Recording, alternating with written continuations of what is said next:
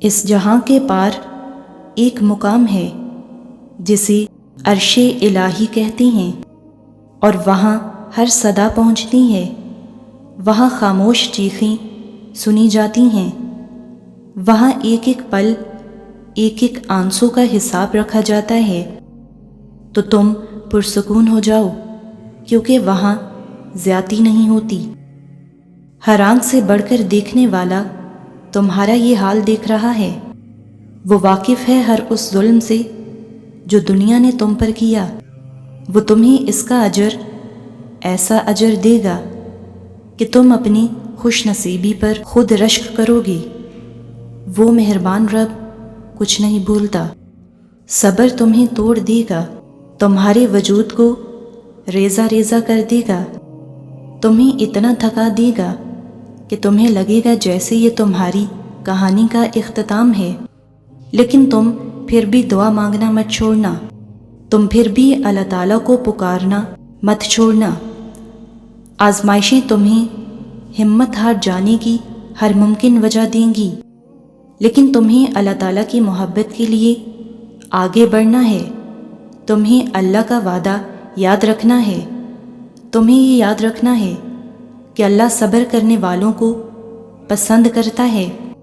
تمہیں یہ کبھی نہیں بھولنا کہ اللہ نے صبر کرنے والوں کا ساتھ ہمیشہ نبھانے کا وعدہ کیا ہے۔ تمہیں اللہ کے وعدوں پہ یقین رکھ کر آگے بڑھتے جانا ہے، کیونکہ معجزے توکل کرنے والے دلوں کے لیے ہوتے ہیں۔ صبر بس کن کہنے سے پہلے کی آزمائش ہوتی ہے۔ تھک جانا برا نہیں ہے، مایوس ہو جانا برا ہے، بہت برا۔ اور مایوس انسان بس تب ہوتا ہے جب اسے اللہ تعالیٰ کی طاقتوں پر، اس کی رحمتوں پر یقین نہیں رہتا، اور جب یہ بات بھول جاتا ہے کہ جس نے یہ حالات پیدا کیے وہ یہ حالات بدل بھی سکتا ہے۔ دیکھو، ہر چیز انسان کے بس میں نہیں ہوتی، بلکہ کوئی بھی چیز انسان کے بس میں نہیں ہوتی جب تک اللہ تعالیٰ نہ چاہے۔ پھر اس سے مایوس کیوں ہونا جس کے حکم سے ایک پتا بھی نہیں ہل سکتا، جس کے ایک حکم سے یہ کائنات بنا دی گئی اور ایک ہی حکم پر ختم کر دی جائے گی۔ مایوس تو وہ ہوتے ہیں جن کے پاس اللہ نہیں ہوتا۔ ہمارے پاس تو اللہ ہے، یعنی بادشاہوں کا بادشاہ، یعنی تمہارا آخری اور واحد مددگار۔ اللہ تعالیٰ جانتا ہے کہ کس سے کیا کام لینا ہے اور کب لینا ہے۔ تخت بلقیس کون لائے گا اور کب لائے گا؟ موسیٰ کے لیے پانی سے راہیں کب کھلیں گی؟ نوح کشتی کب بنائیں گے؟ اللہ نے کام اور وقت مقرر کر دیے ہیں، بس جب حکم ہوا کہ کشتی بناؤ تو بناؤ۔ یہ نہ سوچو کہ طوفان کب آئے گا، کہ تمہارا کام کشتی بنانا ہے، طوفان لانا اس کا کام ہے۔ موسیٰ سے کشتی نہیں بنوائی اور نہ ہی ابراہیم کے لیے پانی سے راہیں نکلی۔ ہر نفس کا کام مقرر ہے، آپ کی صلاحیت اور آپ کا مقام خدا جانتا ہے۔ نتائج سے بے خبر ہو کر اپنی محنت کرنا ہی ابدیت ہے، اور تم دیکھنا اللہ کی مدد آئے گی، اور وہ ایسی مدد کرے گا کہ تم گمان بھی نہیں کر سکتے۔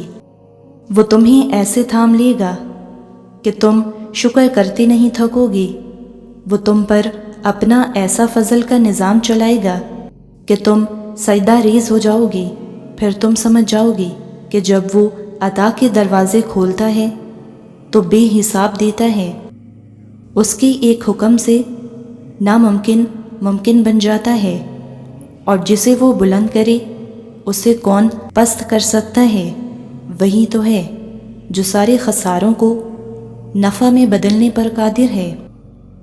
وہ رب جو تم سے سب سے زیادہ پیار کرتا ہے، وہ تمہیں صبر دیتا ہے، تمہیں قرآن میں جگہ جگہ پر تسلیاں دیتا ہے، تمہیں تہجد میں اٹھنے کی توفیق دیتا ہے۔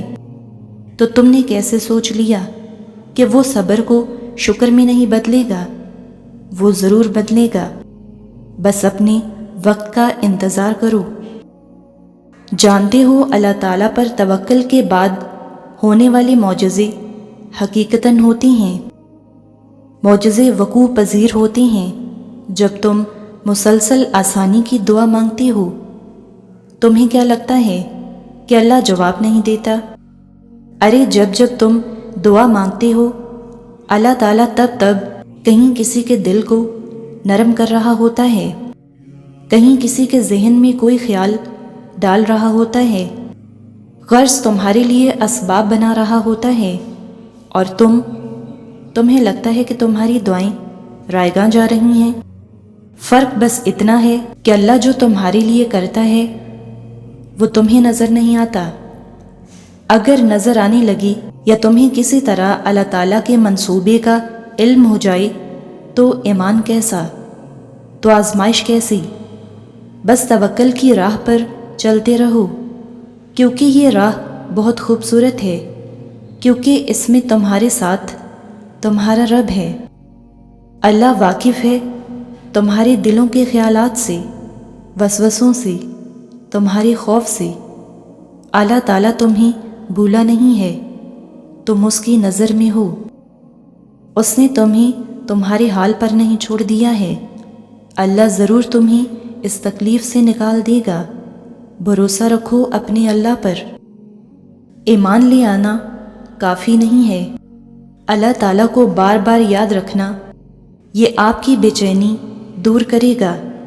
اللہ کو بار بار یاد کریں گے تو پتہ چلے گا کہ کوئی ہے جو سب سنبھال سکتا ہے، کوئی ہے جو آپ کا محافظ ہے، کوئی ہے جو ہر وقت آپ کے پاس ہے، اور اس کو یاد کرنے کا مطلب ہے اس کا ذکر کرتے رہنا، اس کو پکارتے رہنا، اس سے مدد مانگتے رہنا۔ اس کو یاد رکھیں گے تو سارے خوف دور رہیں گے، اور جیسے ہی اس کی یاد سے غافل ہوئے تو خوف اور بے سکونی آپ کو گھیرے گی۔